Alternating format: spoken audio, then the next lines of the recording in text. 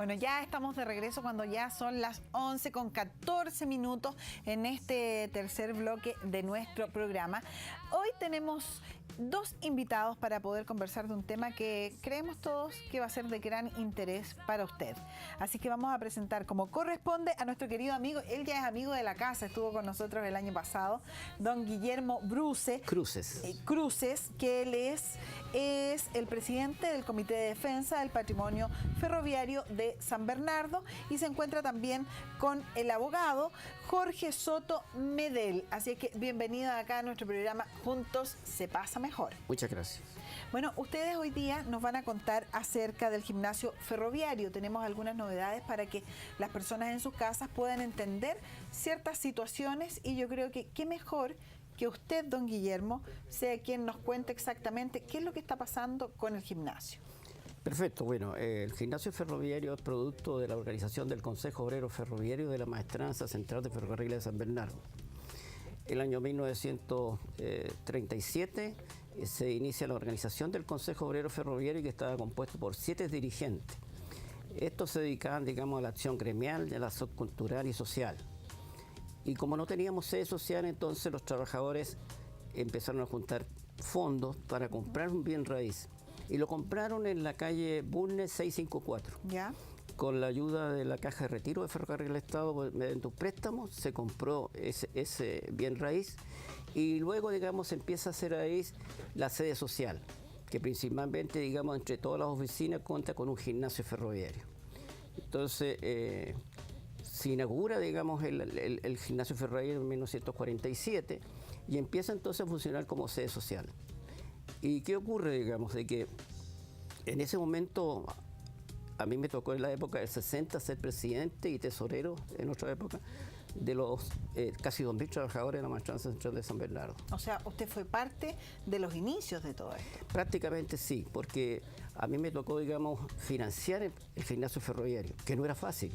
Nosotros teníamos que mover al pueblo de San Bernardo para que asistiera a velas artísticas. Trajimos al ballet húngaro, a los Robert Trotter, al ballet mexicano y una serie de entidades más con el objeto de juntar fondos para financiar, porque había que pagar toda la mantención del gimnasio y lo que son sus consumos. Entonces, a mí me tocaba como tesorero rendir cuenta, y yo rendía cuenta del balance en pizarra para que todo el mundo supiera cuánto entraba y cuánto salía. ¿Qué es lo que se estaba gastando? Exactamente, había que ser transparente. Pero ¿qué ocurrió? Digamos, luego llega el año 70, las condiciones cambian y los dirigentes de la época nuestra, digamos, se descuidan un poco y empieza entonces la organización de Santiago, que no tiene nada que ver con el Consejo Obrero Ferroviario, de alguna forma administrarlo y se adueña del gimnasio ferroviario. Se adueña porque consiguió en forma malévola, digamos, inscribir el conservador de raíces con la persona jurídica de ellos, en circunstancias, digamos, que la única escritura de compraventa que existe es la que está a nombre del Consejo Obrero Ferroviario de San Bernardo. A ver, entonces, eso quiere decir que el gimnasio ferroviario, que actualmente es la sede social de ustedes, ¿cierto? Así es. Era de ustedes. Es de nosotros. Es de ustedes, pero pasó a manos de... Se lo tomaron. Se lo tomaron. ¿Y sí. quiénes son las personas que se tomaron? Es la Directiva Nacional de los Ferroviarios, se llama Corporación de Unión Ferroviarios de Chile. Ya. ¿Y ellos qué dicen frente a esta situación? Ellos dicen que ellos son los dueños, porque aparece inscrita en el conservador de raíces con su personalidad jurídica. Pero si usted le pide que muestren una escritura de compraventa, no tienen nada que mostrar. Y eso es lo que nos alegamos nosotros, y de hecho nos hemos constituido este sábado en una asamblea extraordinaria de socios para tomar posesión efectiva de lo que nos corresponde, de lo que somos dueños. Y a contar del sábado nosotros vamos a administrar el Consejo. Y eso significa, digamos, seguramente una acción legal que ellos van a poner, y para eso estamos contando con nuestro abogado, don Jorge Soto Medel, que es nieto de ferroviario, y que sin ninguna vacilación, él está colocando sus servicios sin costo ninguno para la organización ferroviaria. Perfecto. Ahora, don Guillermo, me interesa saber, ¿en qué minuto se genera esto de que las personas de Santiago, digamos, inscriben esta propiedad a su nombre, siendo que ustedes tenían todos los papeles legalmente como dueños de la propiedad? Bueno, ahí se cometió un error. Ocurre, digamos, de que, vuelvo a insistir, la única escritura de compraventa que existe es la que tenemos nosotros y que en principio está inscrita en el conservador de raíces, tiene rol, tiene carátula, tiene todo. Pero ¿qué ocurrió? Que en ese momento se necesitaban obtener fondos del gobierno para seguir la construcción y el gobierno entonces exigía, digamos, una personalidad jurídica. Y por eso que hubo que pedir... ¿Y ustedes no la tenían? No, la estábamos tramitando. Y por eso que hubo que pedir que alguien, digamos, pusiera prestada su personalidad jurídica. Y ahí entonces se consiguió con el senador Quintero Tricot, el senador Ángel Faibosch, fondos tramitados en el Ministerio de Hacienda para que pudiéramos empezar a construir y a terminar el gimnasio ferroviario. Claro, bueno, y en esos tiempos no se ocupaban los correos electrónicos que uno mandaba la información y como actualmente uno puede validar y decir, te mandé la información por correo electrónico. Antiguamente eran muchas cosas también solo de palabra. Así era. Y la palabra valía. Claro. Pero lamentablemente... Pero en este caso no fue así. No fue así. Y no solamente pasó eso, perdón, no solamente pasó con nosotros, pasó con otros consejos, sedes sociales de consejos, digamos, de los Andes, de Concepción, de Valparaíso, de Iquique. O sea... las mafias existen en todas partes. Ahora, don Jorge, el abogado, ¿cierto?, que lleva esta causa. Legalmente, esto pudo pasar, siendo que no tenía los papeles principales los tiene todas las personas que tú diriges, Guillermo, sí, correcto. ¿Cierto? ¿Pudo pasar, al no tener los papeles, poder conseguir hacer esta inscripción? A ver, mire, yo estoy asesorando a la Unión de Jubilados de Montevideo de San Bernardo, ¿Ya? que es la institución que desde el año 31 que se constituyeron han estado ocupando materialmente el gimnasio, ¿Ya? Y en consecuencia lo han cuidado y han velado por él. Entonces, yo soy sanbernardino, igual que todos los que somos hijos o parientes de Mastrancino. No podemos entender que el gimnasio ferroviario sea de otro que no sea de los trabajadores de la Maestranza Central, con su organización Consejo Obrero Ferroviario. Entonces, cuando la Asociación de Jubilados me pide analizar los títulos, nosotros revisamos los títulos y nos encontramos con qué cosa. Con que la propiedad se compró el año 1947. ¿Ya? La escritura es del año 1947. ¿Quiénes comparecen a la compra comparece la directiva del Consejo Obrero Ferroviario del año 1947? De San Bernardo. De San Bernardo. Consejo Obrero Ferroviario de la Maestranza Central de San Bernardo. Ellos comparecen y ellos, ¿cómo comparecen? Cumpliendo un acuerdo de directorio. El acuerdo de directorio del Consejo Obrero Ferroviario de San Bernardo decide cumplir el acuerdo de la Asamblea. Y hay una Asamblea General que está en la misma escritura, están las actas correspondientes donde comparecieron a la Asamblea los 200 trabajadores de la maestranza en la época, que eran muchísimos. Entonces deciden comprar el bien raíz y deciden cómo pagarlo. Lo que pasa es que en esa época el Consejo Obrero Ferroviario de San Bernardo no tenía personalidad jurídica. Y la plata la iban a pagar ellos, pero con un préstamo de la Caja de Previsión de Ferrocarriles. Entonces Ferrocarriles les pide una personalidad jurídica.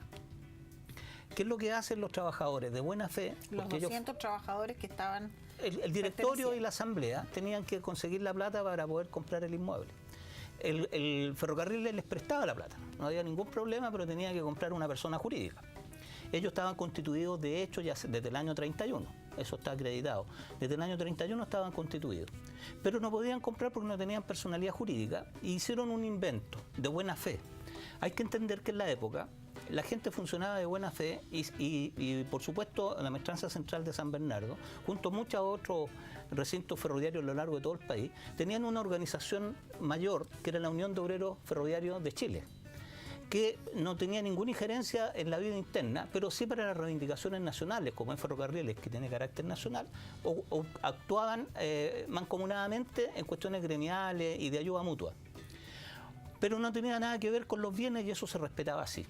Por lo tanto, lo que hizo San Bernardo es usar el nombre de Unión de Obreros Ferroviarios de Chile, Consejo de San Bernardo, y entonces compran con ese nombre. Compran con ese nombre, pero compra el directorio de San Bernardo y compra con acuerdo de la Asamblea de San Bernardo y paga San Bernardo y usa San Bernardo y nadie discutía que era de San Bernardo. Además, estaba escrito ahí, San Bernardo, San Bernardo. O sea, ahí queda claro. Todo eso fue normal y fue algo que nadie generó problemas, no se arreglaron los títulos ni nada, porque además la Unión de Obreros Ferroviarios de Chile del año 47 no tenía en su estatuto ni en su estructura consejos. no existían los consejos ni los directorios. La Unión de Obreros Ferroviarios de Chile, el año 47, cuando se compró, eran personas naturales. Porque cuando ellos constituyeron su estatuto, se les exigió acreditar la personería de todas las entidades a lo largo del país, no lo pudieron hacer y se constituyeron como personas naturales. Por lo tanto, entre el año 47 y el año 89, que es la primera modificación de la Unión de Obreros Ferroviarios de Chile, eran puras personas naturales. La conclusión de esto, en síntesis, es que es imposible que la Unión de Obreros Ferroviarios de Chile hubiera podido comprar el inmueble. Primero, porque no existían los consejos en ninguna parte, ni el de San Bernardo tampoco. Segundo, porque ellos no comparecieron a la escritura. No hay ningún representante de esta entidad de Santiago que haya comparecido a la escritura. No hay ninguna asamblea ni acta de directorio, y lo que es más importante, no hay ninguna voluntad, ningún interés, ninguna intención de Santiago de adquirir el inmueble, ni directa ni indirectamente. Y esto fue así hasta el año 89, en que recién aparecen en una primera modificación de los estatutos de esta institución de Santiago, aparecen los directorios. Ya. Pero ni siquiera ahí se mencionan los inmuebles ni nada. Fue el año 95, y ahí es donde surge el problema, en donde la Unión de Obreros Ferroviarios de Chile hace una modificación de su estatuto, el año 95. Ya. Y esa modificación tenía dos finalidades. Una era crear los consejos ferroviarios, y se crea el consejo de la provincia del Maipo, Los Espejos y el Bosque, y se crea también, solucionar un problema con los jubilados, porque a esa fecha ya había muy pocos activos de ferrocarriles, entonces había que incorporar también a los jubilados. Resuelven esos problemas y hacen una modificación de su estatuto que se aprueba por el ministerio, y alguien llega, y aquí viene la palabra malévolo, alguien llega y va al conservador de bienes raíces y consiguen que al margen de la inscripción, que no era discusión, que era de San Bernardo, al margen de la inscripción se anote la modificación de los estatutos. No se anota que la propiedad del centro se vendió, se compró o pasó alguna transacción jurídica con esa propiedad, sino que se anota simplemente un dato, que la Unión de Obreros Ferroviarios de Chile modifica su estatuto. Eso no tiene nada que ver con el dueño de la propiedad, que es la Unión de Obreros Ferroviarios de Chile, Consejo San Bernardo. No existe ninguna vinculación de nombre, ni de intención, ni de nada entre la anotación marginal y el título central. Eso sucedió en el año 95. 95. Ahora, una pregunta que pueden hacer las personas en sus casas. ¿Eso no prescribe al haber pasado tantos años? Prescribiría si estuviera inscrito a nombre de Santiago, pero no está inscrito a nombre de Santiago. La inscripción sigue igual. Lo que hay es una anotación marginal, extemporánea, que no tiene nada que ver con el título central ni lo cambia. Porque la anotación marginal es de la Unión de Obreros Ferroviarios de Chile. En la escritura que se inscribe no hay ningún mandato para anotar en el título. No se mencionan los consejos de San Bernardo ni se menciona la propiedad.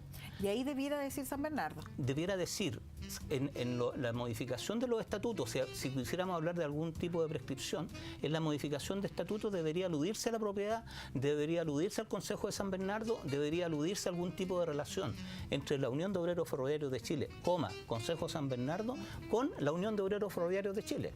En la escritura que se inscribe al margen no se dice nada de eso. Ni hay un mandato para inscribirlo. Jorge, ahora yo tengo acá en mis manos, ¿cierto?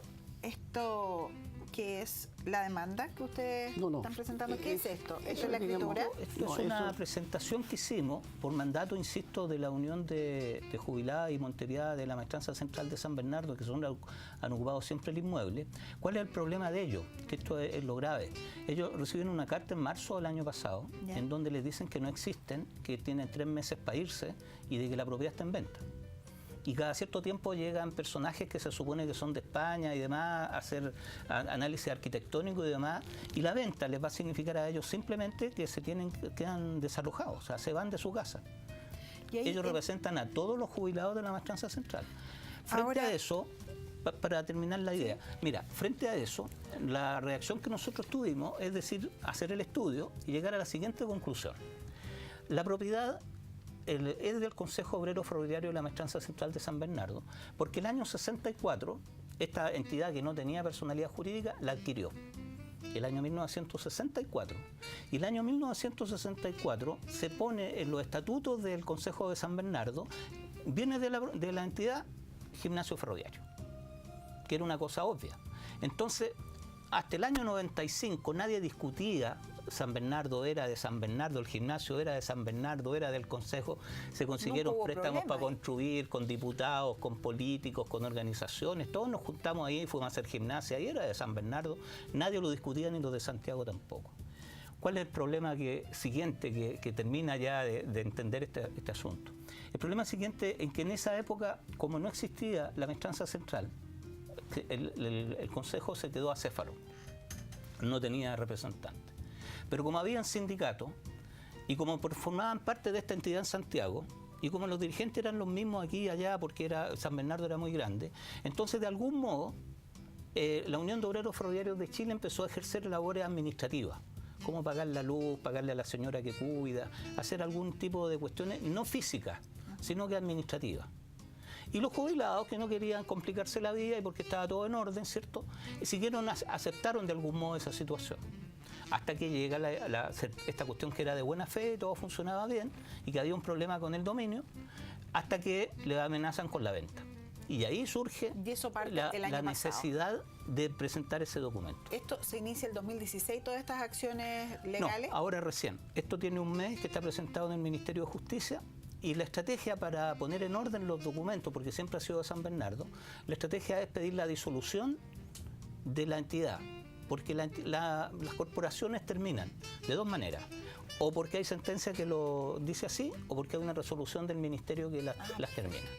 Y aquí no hay ninguna de las dos cosas, por lo tanto el Consejo Obrero Ferroviario de la Maestranza Central de San Bernardo está vivito y coleando, y esto es muy importante, porque como la propiedad es de ellos, el que tiene que alegar algo sobre su propiedad es el dueño. Claro que sí. Lo que tenemos que hacer es pedir la reactivación de esta entidad, juntar a todos los maestrancinos y con autorización del Ministerio de Justicia, que estamos haciendo la solicitud y eso es parte, pedir que se reactive, sanear los títulos, poner en orden las cosas, que esto es del Consejo de San Bernardo, y después la disolución para que pase a la municipalidad, se dejen comodatos los jubilados y esto pase a ser lo que todos los jubilados quieren, un legado de la Maestranza Central de San Bernardo. Y yo creo que a es esta ciudad. lo que quieren todos los sanbernardinos Claro. también. Pero paralelamente a lo que dice el abogado, tú muestras un documento ahí, digamos, que significa lo siguiente, que estamos solicitando que el gimnasio ferroviario, la sede social del Consejo Obrero Ferroviario de Maestranza San Bernardo, sea declarado monumento nacional, por todo lo que ha significado históricamente para nosotros trabajadores. Y ahí empieza, digamos, pidiendo, haciendo esta solicitud la alcaldesa de San Bernardo, más 64, digamos, juntas de vecinos, más 2.500 firmas de vecinos, en la cual, digamos, solicitamos que esto sea declarado monumento nacional y agregamos algunos documentos en la cual estoy yo incluido ahí, donde se pagaban las contribuciones. Nosotros pagábamos las contribuciones. Y si no era nuestro, ¿para qué íbamos a estar pagando contribuciones? Bueno, entonces, ahí a esa junta, digamos, los balances donde se acredita, digamos, desde que en un principio el gimnasio fue administrado por nosotros y pagado todo lo que correspondía por nosotros. Bueno, claramente al ver nosotros estos antecedentes, debieran tener todo para ganar, ¿cierto? Para poder tener lo que realmente les corresponde a ustedes como trabajadores y como un bien nacional también, ¿cierto? Bueno, vamos a agradecer enormemente entonces la presencia de Guillermo Cruces y de Jorge Soto Medel como abogado, que nos explicó con lujo de detalle. Yo creo que a todos los amigos en sus casas les quedó sumamente claro qué es lo que ustedes buscan, qué es lo que pretenden y la historia un poco qué es lo que pasó. Lamentable lo que pasó en el 95 y que traiga estas secuelas ahora actualmente, ¿cierto? Así que esperamos verlos pronto y usted debiera venir a vernos, explicarnos otros temas más. Encantado. Es un excelente profesor. Muchas gracias. Muchas gracias, Guillermo. Así que le vamos a robar el abogado. Gracias a ustedes por la gentileza de recibirnos una vez más. Muchas gracias. Bueno, y es así como nosotros ya hemos entendido un poquitito más de lo que está pasando acá con el gimnasio ferroviario. Así que ahora nosotros nos vamos a ir a una pequeñita pausa comercial, pero usted recuerde que el panorama excelente es Windsor. El colegio no tiene por qué ser aburrido, sí puede ser salvaje. Pide en el colegio de tus hijos que realicen una salida pedagógica a Windsor. La sala de clases al aire libre más grande de Chile. Contamos con visitas libres o guiadas y también con material educativo para que su aprendizaje de los animales y su conservación sea realmente significativo y continúen su aventura en la sala de clases junto a sus compañeros. Además, estas visitas tienen precios rebajados para todos los colegios y todo el contenido aprendido en ellas se rige de acuerdo al currículum del Ministerio de Educación para cada nivel. Recuerda solicitar al colegio de tu hijo una salida pedagógica como curso a Winso. Revisa más información sobre nuestro programa educativo en www.winso.cl. Winso, tienes que vivirlo.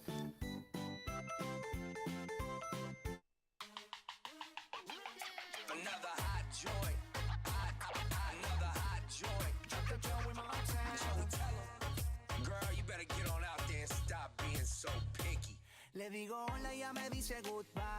Le digo nena como tú ya no hay. Dice que tiene novio pero yo no le creo.